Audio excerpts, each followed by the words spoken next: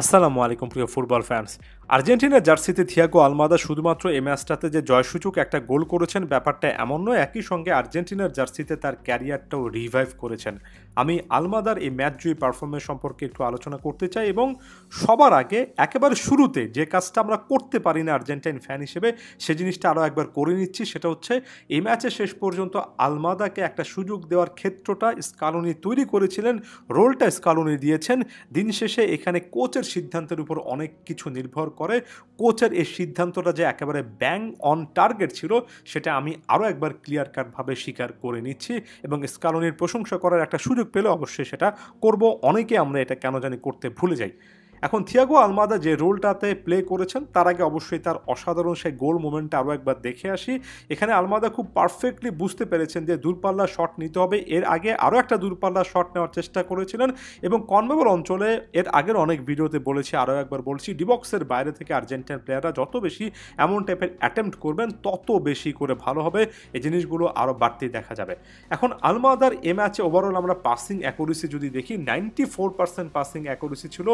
36টা পাসের মধ্যে 34টা কমপ্লিট করেছেন এবং সব মিলে দুটো শট অন টার্গেট ছিল। বেশ কয়েকটা গ্রাউন্ড ডুয়েল জিতেছেন এবং ওভারঅল বল পায়েও যথেষ্ট ভালো পারফরমেন্স দিয়েছেন।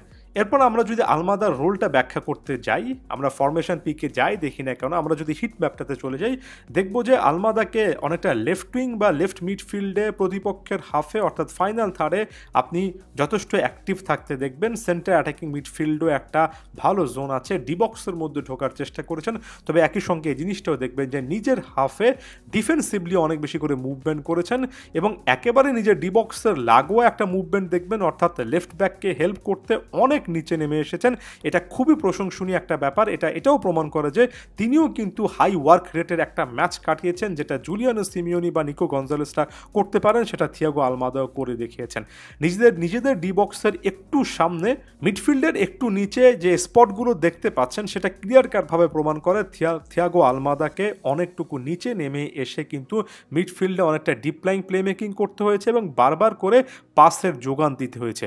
এটা কেন করতে হয়েছে? কারণ এখানে ম্যাকঅ্যালিস্টার, লিয়ান্দ্রো পারেদেস এবং এনজো ফার্নান্দেজ সমৃদ্ধ যে একটা মিডফিল্ড লাইন তৈরি হয়েছিল সেখানে খুব একটা বেশি ভালো পারফরমেন্স ফার্স্ট হাফে ম্যাকঅ্যালিস্টার এবং বিশেষ করে পুরো হাফ জুড়ে এনজো ফার্নান্দেজ দিতে পারেননি।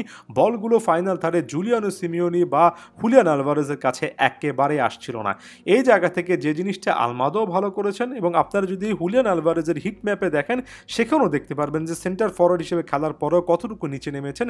তারা নিজেরা দায়িত্ব নিয়েছেন এবং নিজেরা দায়িত্ব নিয়ে নিজেদের মধ্যে একটা কম্বিনেশন তৈরি করেছেন এবং বিশেষ করে মিডফিল্ড যখন খুব বেশি ক্রিয়েটিভ নয় তখন তাদের যুগলবন্দি তারা ডিবক্স থেকে নিচে নেমে এসে ট্রাই করাটা আর্জেন্টিনাকে এই ম্যাচে একটা জয় এনে দিয়েছে।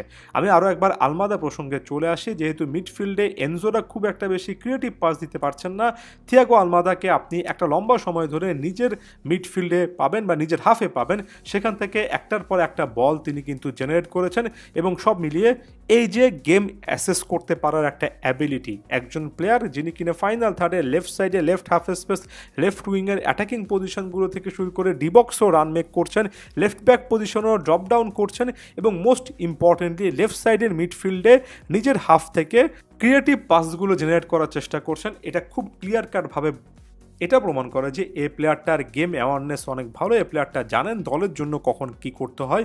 থিয়াগো আলমাদার এই গোলটার পাশাপাশি ওভারঅল তার পাসিং অ্যাকুরেসি, তার এই হিট ম্যাপটা, তার এই চেষ্টাটা তার ক্যারিয়ারে আমার কাছে তো মনে হয় আর্জেন্টিনার জার্সিতে নতুন একটা রিভাইভাল হিসেবে আসবে। সামনে বারবার করে থিয়াগো আলমাদাকে সিলেক্ট করার ক্ষেত্রে এই ম্যাচটাই রেফারেন্স পয়েন্ট হিসেবে কিন্তু আসছে। ধন্যবাদ সবাইকে।